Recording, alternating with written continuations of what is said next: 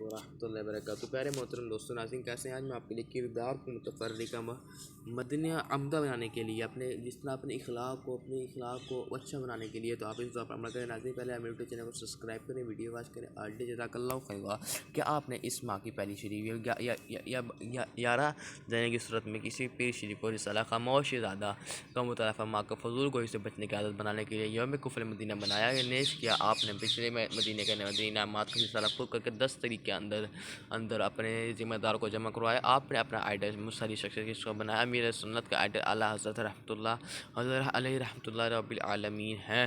ناظرین، میرے YouTube channel کو سبسکرائب کریں، ویڈیو واچ کریں۔ آلٹی جزاک اللہ خیرا۔ ناظرین، اگر آپ ان ویڈیو کا عمل کریں گے ناظرین کو آگے بہت سی بات فوائد اور بے شمار برکات ہیں۔ ناظرین، پہلے میرے چینل کو سبسکرائب کریں، ویڈیو واچ کریں۔ آلٹی جزاک اللہ خیرا۔